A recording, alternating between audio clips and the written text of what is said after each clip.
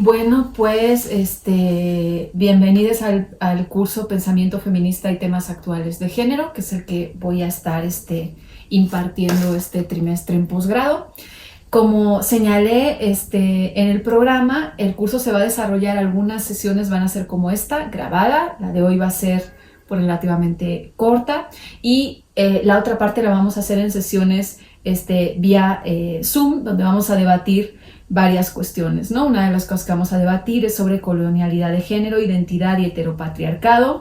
Después vamos a debatir sobre la prostitución, que es todo un tema, ¿no? Hoy día vamos a tratar de leer todo lo que podamos para que digamos, tener acceso a las distintas posiciones y ver un poco cómo podemos pensar en algo que está como tan crispado y tan cargado actualmente, ¿sí? Y vamos a también reflexionar sobre la idea de autonomía y consentimiento y las críticas que ha habido a la noción de autonomía cuando se vincula a la idea de propiedad. Bueno, lo que voy a hacer hoy básicamente es empezar a introducir un poquito. Quería grabar algunas sesiones simplemente como para dar un panorama de este mar complejo que son los feminismos en la actualidad, en primera instancia. Va a ser un panorama un poco general, aunque voy a tratar de precisar pues, preguntas que me parece que son importantes o de hacer asociaciones que me parece que son sugerentes. Y hoy voy a empezar con, digamos, la ola del feminismo que empieza desde el siglo XVIII, que tiene que ver con la Ilustración, y posteriormente con el feminismo norteamericano. La siguiente clase la quiero dedicar a el feminismo francés, desde Simone de Beauvoir y todo lo que va a ser el feminismo de la diferencia, y luego vamos a ir viendo, bueno, pues eso que se conoce como el pensamiento lesbiano y la teoría queer y pues toda la cuestión de la vinculación del feminismo con la interseccionalidad, etcétera, hasta llegar a ver, bueno, eso que se ha denominado que algunas personas como que dicen, bueno, habría que ver hasta qué punto es así o no la cuarta ola. Entonces, esta sería como la finalidad de estas sesiones, que son más bien introductorias, aunque espero que estén cargadas de temas que ya puedan ayudarnos a la hora de intentar pensar y sobre todo que sirvan como para conectar cosas que están pasando hoy en los feminismos, muy curiosamente, ¿no? Entonces, vamos a empezar con lo que les acabo de señalar, con el siglo XVIII y el racionalismo ilustrado, ¿no? De alguna manera, evidentemente, ha habido o es importante señalar que el que tengamos esta UEA o esta materia, pensamientos feministas y temas actuales de género, es algo pues relativamente reciente, ¿no? Y es algo que todavía sigue generando pues bastante incomodidad. En disciplinas como una de las disciplinas de las que provengo, que es la filosofía, recordarle, por ejemplo, que toda ella está edificada en un sistema patriarcal sexo-género, donde quedan excluidos, de hecho está hecha un poco para eso, de la esfera de lo público, de la racionalidad, de los derechos humanos, todo aquello que no se identifique con un varón blanco y heterosexual, pues de alguna manera como que sigue causando o sigue moviendo como causando ámpulas, ¿no? Se considera, mucha gente en muchos ámbitos todavía se considera que estos temas ni siquiera deberían de tener un rango filosófico a pesar de lo que ha llovido, ¿no? Que se puede hablar de cosas como clases sociales, guerras, seres superiores, la psique, el construir, el habitar el mundo, pero que hablar de sexo y de género se remitiría como a otras esferas del saber y que la filosofía tendría que quedar como incontaminada con respecto a estas cosas porque se dirige a una razón neutra y universal supuestamente, ¿no? A pesar de lo que ha llovido, todavía encontramos que a veces más implícitamente que explícitamente, muchas actitudes y muchas currículas y muchas formas de entender campos disciplinares siguen siendo, digamos, desplegadas desde aquí. En este sentido, sin embargo, también hay que enfatizar algo. Es cierto que las mujeres nos hemos incorporado a la academia, en este caso, o a la universidad, y es cierto que mucha gente cree que con eso se acaba el problema. Es decir, Celia Moros tenía una frase, ¿no?, que decía, bueno, hay mucha gente que cree que es simplemente añada mujer, que esto es como una receta donde se añada mujer y remueva, ¿no? Pero en realidad añadir mujer es cambiar los ingredientes, y cambiar los ingredientes significa que hay que cambiar absolutamente toda la receta. O como va a decir Rosy Braidotti, que es una feminista deleuziana, ella diría, bueno, el problema aquí es que han instalado un banquete y nos han dicho, ahora se pueden sentar ustedes, pero ¿qué tal y si nosotras no queremos banquete, queremos una fiesta de otro tipo? ¿Qué tal y si nosotras no queremos que tal plato se sirva primero? ¿Qué tal y si no? Entonces, en ese sentido, digamos que no se trata de una concesión y de que te dejen un lugar, sino de una reestructuración radical de las relaciones y de lo que somos, ¿no?, en este aspecto. Bien, la idea de que el feminismo comienza en los 70s, pues obviamente ya ha sido muy discutida, y hay que ir a buscar por lo menos sus orígenes más explícitos, porque tal vez si uno se pone a hacer recuentos, ha habido figuras señeras o figuras pues pioneras en otros periodos y en otros momentos de la historia. Pero si nosotros nos concentramos en Occidente y nos concentramos, que es algo que vamos a problematizar, concentrarnos en Occidente, como veremos en los temas que vamos a debatir en el curso. Sin embargo, Occidente es ineludible por su presencia hegemónica y por su poder de colonialidad, que no significa simplemente un poder ejercido de manera geopolítica, sino a nivel de conciencia. Entonces, eso lo sabía muy bien Frantz Fanon, ¿no?, los intersticios de la colonización en la psique. Entonces, en ese sentido hay que conocer bien los resortes de toda esta historia si queremos hacer justicia también a lo que está pasando a este lado del mundo. Por eso no es tan fácil como deshacerse de algo. Cuando nos deshacemos de algo, generalmente no nos damos cuenta de hasta qué punto ese algo nos colonizó por dentro, ¿no? Hay más bien que enfrentarlo y verlo y entender cómo funciona y qué tan atravesados estamos por todo ese algo y por toda esa historia. Por eso voy a comenzar por aquí. Entonces, bueno, en este sentido, digamos que la historia, para ubicarnos un poco, empezaría en el racionalismo ilustrado.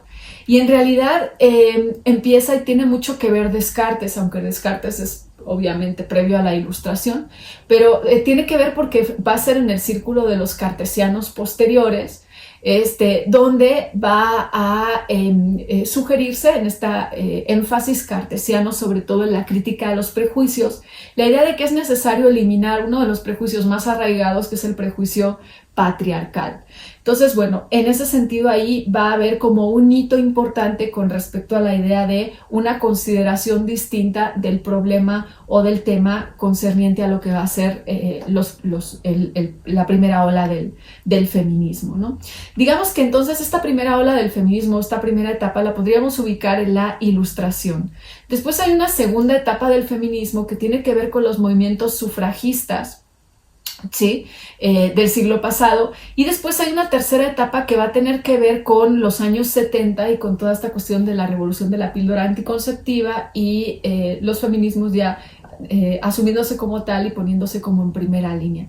Voy a trazar un poco este panorama en esta primera sesión de manera un tanto general.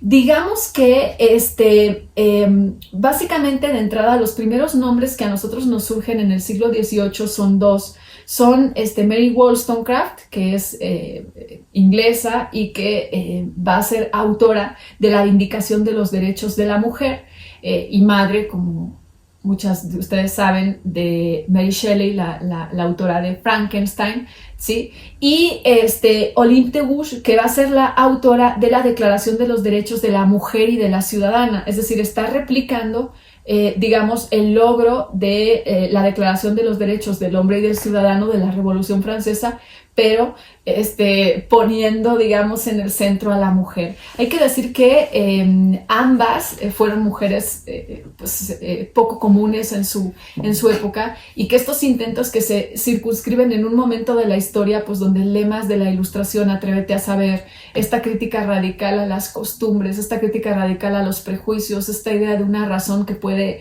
ella por sí misma, sin el peso de la costumbre o de la tradición, ver dónde están como sus propios límites y sus propias condiciones de posibilidad. Pero también esta idea tan importante, esta influencia tan importante que no siempre se destaca del romanticismo, del movimiento romántico, donde va a tener un papel muy importante y muy predominante la figura de la mujer. Bueno, todas estas cosas coexisten en este periodo para que de algún modo haya estas reivindicaciones que no acaban nada bien. Bueno, Mary Wollstonecraft muere muy pronto, de hecho deja huérfana a su hija bien chiquita, pero Olympe de Gouges va a ser decapitada. Entonces, esto tiene que ver con, de alguna forma, qué va a pasar con todos estos planteamientos, ¿no? Entonces, entre estos autores, que me refería antes a Descartes, porque entre los cartesianos ilustrados está Poulain de la Barre, que va a ser un autor que, como les decía, no solo las mujeres están defendiendo los derechos de las mujeres, él va a defender los derechos de las mujeres.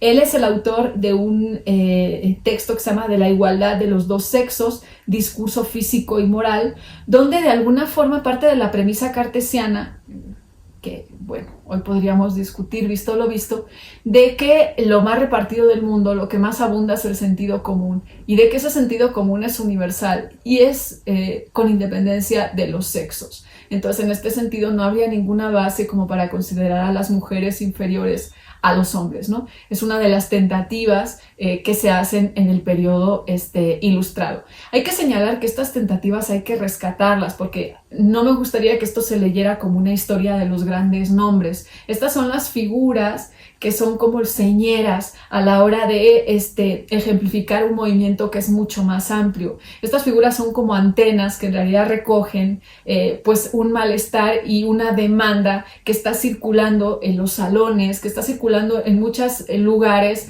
de la época, ¿no? Sin embargo, hay que señalar también que, como les decía antes en el caso de Olympe de Gouges, que bueno, ella acaba de manera bastante trágica, pero en realidad todo esto va a quedar en nada. Va a quedar en nada, ¿por qué?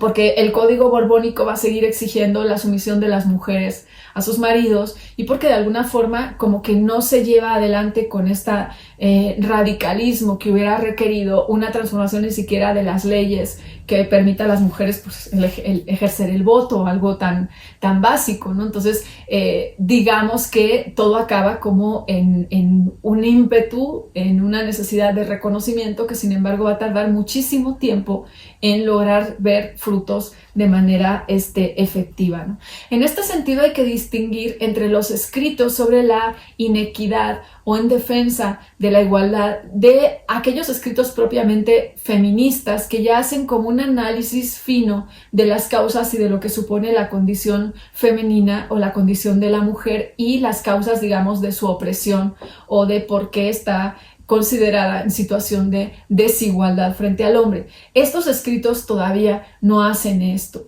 es decir, se refieren a conseguir cosas más puntuales, y aunque sí hay una crítica, por ejemplo, de decir, bueno, que un sexo sea inferior al otro tiene que ver no con la biología, sino con la educación, en este ideal ilustrado de educar para la igualdad y demás, pero todavía no hay como un análisis fino de en qué consiste exactamente, cuáles son los mecanismos y por qué la opresión de la mujer, ¿no?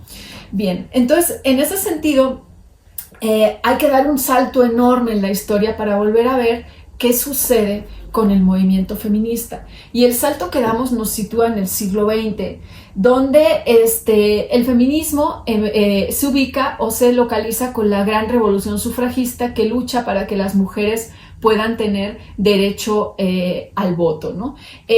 A partir de ahí, o sea, de esa conquista específica que va a ser el derecho al voto, se va a producir otra vez un gran declive de el movimiento feminista que dura mucho tiempo. Va a durar aproximadamente desde los años 20, que es cuando se empieza a movilizar toda la cuestión del voto femenino, hasta los años 60. Y es a partir de los años 60 donde el feminismo vuelve a surgir con una renovada fuerza. Hay que señalar que cómo va a surgir el feminismo en este aspecto. Va a surgir con una fuerza teórica muy importante, pero también política.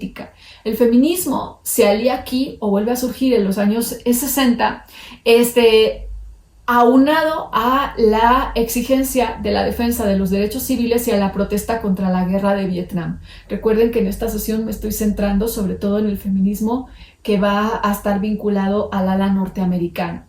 Entonces, ahí es cuando vuelve a agarrar vuelo y vuelve a agarrar fuerza. De hecho, ahí empiezan a ver las primeras colectivas como tales. ¿Por qué? Porque en estos círculos de izquierda lo que sucedía, o uno podría pensar que lo que sucede va en este orden de cosas. En primera, era gente que se juntaba para luchar por los derechos civiles y para luchar contra la guerra de Vietnam. Pero en esas reuniones se empezó a ver que había marcadas diferencias entre los compañeros hombres y las compañeras mujeres. Y las compañeras mujeres, que probablemente ya estaban un poco cansadas de que no las dejaran hablar, ya tenían ahí a su Nacho Progre de izquierdas, una figura muy antigua, como pueden ustedes ver, pues de alguna manera se hartaron y empezaron a hacer grupos separados de discusión. Y en esos grupos separados de discusión es cuando empieza a agarrar vuelo, empieza a agarrar protagonismo otra vez la idea de definirse como mujeres y hacer un activismo explícitamente feminista. Entonces, si lo ven, es muy interesante porque este feminismo norteamericano surge precisamente de la incapacidad de la izquierda para integrar la demanda de las mujeres en demandas más amplias. Entonces, las mujeres deciden juntarse entre ellas y empezar a ver cómo articulan su propia demanda, ¿no? En torno a estos años es cuando aparece el feminismo norteamericano de corte liberal. ¿A qué me refiero con esto? A ese feminismo que lucha básicamente por conquistar el espacio público para las mujeres a partir de reformas legales. Una de las máximas representantes de este feminismo norteamericano va a ser Betty Friedan, que funda en 1966 la NOW. En inglés las siglas son como ahora en inglés, pero en realidad eran por la Organización Nacional de Mujeres, ¿no? A eso se refería. Betty Friedan, de hecho, hace algo que es interesante, y es que teoriza el mecanismo represivo por el cual el ama de casa norteamericana es, digamos, recluida otra vez en el hogar tras la Segunda Guerra Mundial. Ella ve que la Segunda Guerra Mundial se había producido como mucha movilidad en el sentido de mujeres que trabajaban y que salían de su casa y que no eran amas de casa, pero ¿por qué? Por una cuestión estrictamente económica. Entonces, cuando esa cuestión estrictamente económica deja de estar vigente, se vuelve a exigir a las mujeres norteamericanas, y están todos estos anuncios que ustedes no sé si han visto Mad Men, pueden reconocer de los años 50, ¿no? De la señora en su casa con la lavadora y que el marido va y te regala quién sabe qué cosa, ¿no? Porque una vez cubierto pues la necesidad económica, la idea es que la mujer vuelva a recluirse y a ser el ama de casa ideal. Y la que empieza a teorizar eso como mecanismo de opresión va a ser precisamente Betty Friedan. A finales de la década de los 60, entonces empiezan a coexistir varios feminismos ya en Estados Unidos, varias distintas y orientaciones del feminismo. Una ya la hemos visto, es este feminismo de corte liberal de Betty Friedan. Otra es el feminismo llamado radical, en el cual destaca gente como Kate Millett y como Shulamit Firestone. Ella, sobre todo Firestone, desde una perspectiva más freudiana y marxista, ¿no? De hecho, Shulamit Firestone va a fundar en esta misma época, junto con Pam Allen, un grupo feminista, el primer grupo feminista anticapitalista, antirracista y antisupremacía masculina, que se llama el New York Radical Women, que se funda en 1967, se disuelve y vuelve a fundarse en 1969, pero ahora con el nombre de New York Radical Feminist. Bueno, en este sentido se plantean como una organización de masas, ¿sí? Este feminismo radical. Kate Millett, que proviene también del feminismo radical, pero no ha fundado con Shulamit Firestone estos dos grupos que les acabo de decir, el New York Radical Feminist y el New York Radical Woman. Sin embargo, Kate Millett es de alguna manera conocida porque en su obra Política Sexual va a establecer una consigna que va a ser muy famosa y que seguramente todas ustedes han escuchado alguna vez, que es lo personal es político. Esta consigna me parece interesante subrayarlo porque va a ser muy cuestionada por Rita Laura Segato posteriormente, ¿no? Ahorita les explico un poco por qué. Pero bueno, en el contexto en el que Millett lo está proponiendo, quería dinamitar la idea de que las cuestiones de mujeres, pertenecen como a un reducto de la esfera íntima y de lo privada y doméstica, y que en ese sentido no tienen nada que ver con la esfera pública. Lo que ellas quieren decir es, bueno, cosas como ser ama de casa no tienen nada que ver con la biología, con la naturaleza o con que las mujercitas aman mucho a sus bebés, sino que tiene que ver más bien con una cuestión política y con una cuestión de distribución de roles y de visibilización que está directamente relacionado con el ámbito de la esfera pública, de lo visible y de lo invisible. Entonces eso ya Kate Millett lo que hace es situar en primera plana que el problema del feminismo es un problema estrictamente político, no es un problema doméstico y no es un problema que solo se deba reducir a leyes, sino que tiene que llamar al cuestionamiento político desde una manera más radical y más honda o más profunda, ¿no? En este sentido o en este aspecto. Bueno, digamos que Firestone, desde su feminismo radical, que les he dicho que tiene una tendencia, una raíz muy fuerte freudiana y marxista, va a ir creando toda una concepción feminista donde generan una idea de concepción dual. Su aporte principal teórico es que generan una idea de concepción dual de la razón. Por un lado, ellas dicen, está la concepción de la razón masculina que identifican como una racionalidad técnica, y por otro lado está la idea de racionalidad femenina que conceptualizan con una racionalidad estética. Lo interesante de este planteamiento, bueno, lo que a mí me parece interesante de este planteamiento es la idea de que plantean que la razón no es neutral. Es decir, no sé si, o más bien tengo muchas dificultades con hacer esta idea de la razón tan marcada. Por supuesto, me parece que eso no funciona así, pero me parece muy interesante ver que aunque ellas lo están esencializando casi en términos biológicos, como una idea de que si eres hombre ya tienes una racionalidad técnica y si eres mujer ya tienes una racionalidad estética, y que de lo que se trata es de colaborar, que pongamos esas dos razones a colaborar y generar como una suerte de sociedad andrógina donde no predomine una razón por encima de la otra. Es un poco la teoría que tienen. A mí esto me parece todo profundamente problemático, pero no me lo parece el hecho de que por primera vez están poniendo el dedo en la idea de si la razón es neutral, esta razón neutral, universal, asexuada, libre y carente de intereses, etcétera. Bueno, pues ellas la están poniendo en entredicho, ¿no? Y eso me parece que es interesante. Antes de que se me olvide y de seguir pasando página a todas estas pensadoras, me parece interesante rescatar algo que les había dicho. Recuerden que Kate Millett, que es a quien yo me estaba refiriendo antes de volver con Firestone y su feminismo radical, Kate Millett también forma parte del feminismo radical, pero de ninguno de estos grupos que funda Firestone, ¿no? Kate Millett está más preocupada por la política sexual, por poner como en el centro del tema la cuestión de lo personal es político. Entonces, en ese sentido les decía yo, Rita Laura Segato va a tener un problema con esto, porque para Rita Laura Segato, que posteriormente lo vamos a ver, esto genera una onda en el feminismo norteamericano que es lo que ella llama el feminismo pilgrim o puritano, que es esta idea de que casi te acuestas con un panóptico legal en la cama. O sea, como lo personal es político, todo tiene que ser expuesto, transparente, tienes que hablar de todo, el vecino tiene que saber qué opinas de no sé qué cosa. Estas cosas como que están ahora de moda en muchas relaciones, ¿no? Que todo el mundo habla y cosas y cláusulas y tú de dónde partes y yo de dónde, que uno dice, híjole, ¿y la relación qué es? Porque es más discursiva que nada, ¿no? Pero en este sentido, Rita Laura Segato lo que va a decir, bueno, eso lo que hace es que tengamos todos como un policía interno y externo, porque hay como un panóptico de no eres lo suficientemente buena feminista, no eres lo suficientemente, que de alguna forma tiene que ver con esta cuestión puritana que va a volvernos a unas vigilantes de las otras, que a ella le parece una cosa como bastante lamentable. Entonces ella va a tratar de transformar la frase de lo personal es político, pero eso no se los voy a contar ahora, sino lo que lo veremos en su momento. Nada más quería acotar esto para que vean que, bueno, hay críticas en este sentido, ¿no?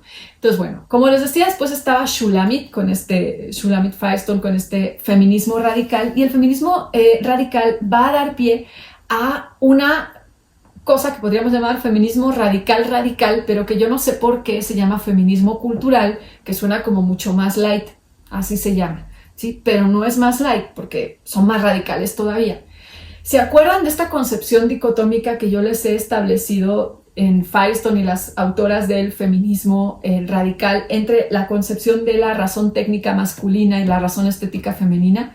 Bueno, pues el feminismo cultural la transforma en la razón técnica es Thanatos y la razón estética es Eros.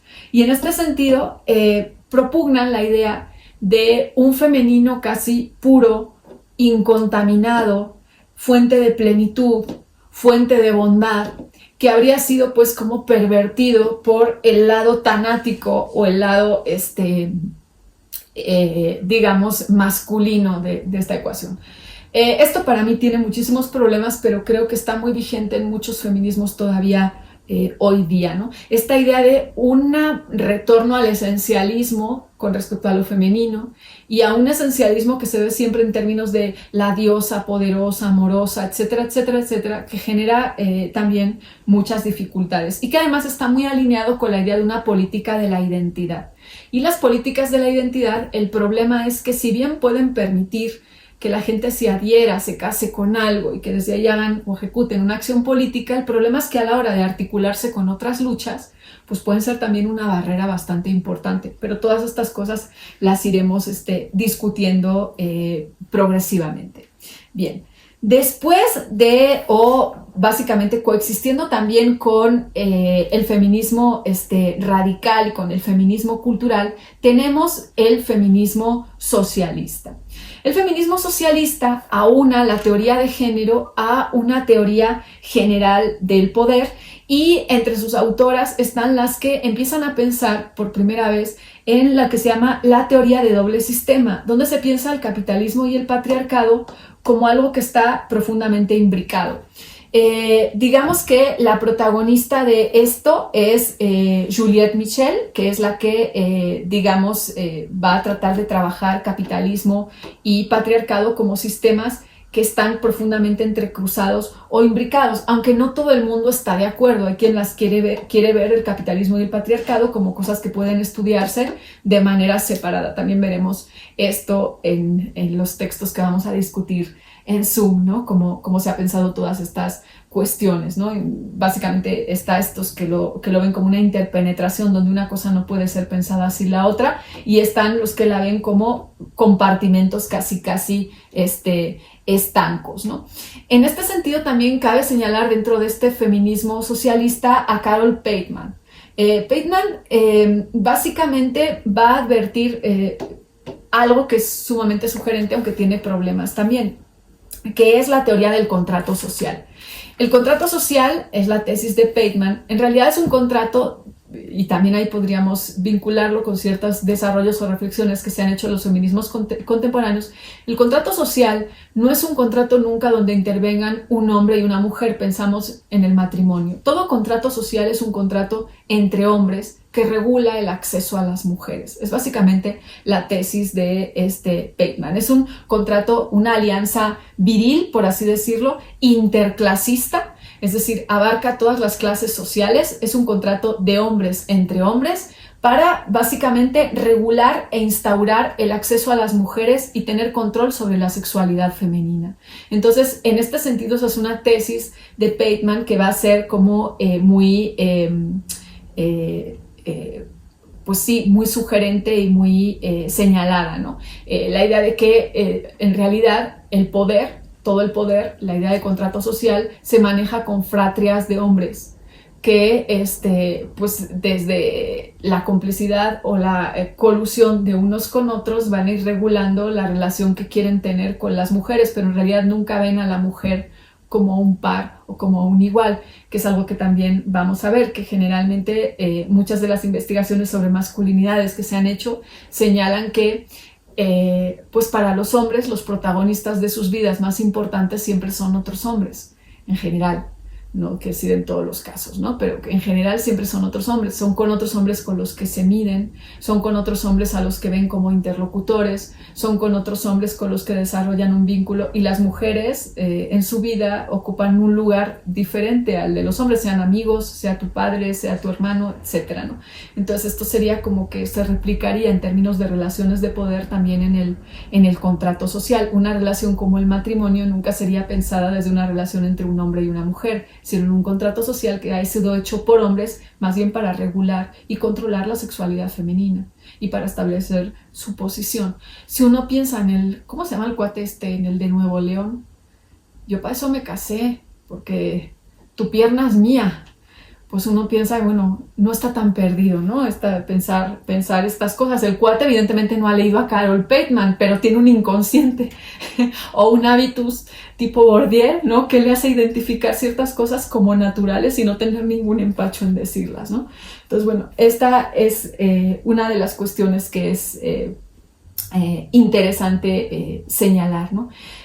Sin embargo, algunas feministas también socialistas de corte, digamos, de influencia de la escuela de Frankfurt, sobre todo como Sheila Ben-Habib o como Nancy Fraser, han criticado que Carol Bateman no liga toda esta cuestión del contrato social con el sistema capitalista, y que eso no se puede pensar así, porque de alguna forma para ellas, algo en lo que yo personalmente coincido y que veremos por qué, esto está totalmente imbricado. No se puede pensar una cosa sin la otra, porque los dos sistemas están totalmente contaminados y se solapan, y en este sentido no habría manera como de desarticularlo, ¿no? En la disputa que hay entonces en el feminismo socialista entre si esto se puede pensar como una cosa separada o como si esto se tiene que pensar como una cosa junta, está en juego cuáles son las herramientas teóricas del marxismo para hacerse cargo realmente de la demanda feminista, ¿no? En realidad es esto lo que está en juego. Bien, pues esto es un poco lo que quería señalar en este primer acercamiento. Siento que sea así, vamos a tener que ir un poco a este ritmo porque si no, no nos va a dar tiempo, pero es para que vayan ubicando algunas discusiones. Cualquier duda, cualquier pregunta, cualquier cuestionamiento que me quieran hacer, pues pueden hacerlo debajo del video, no tengo ningún problema, o me pueden escribir un correito electrónico. Y la idea es ver todo este panorama, espero acabar con él la próxima semana para lanzarnos al Zoom y empezar a discutir. También fíjense que esta semana ya tienen la carpeta. Pues nada, muchas gracias por estar ahí y nos seguimos viendo.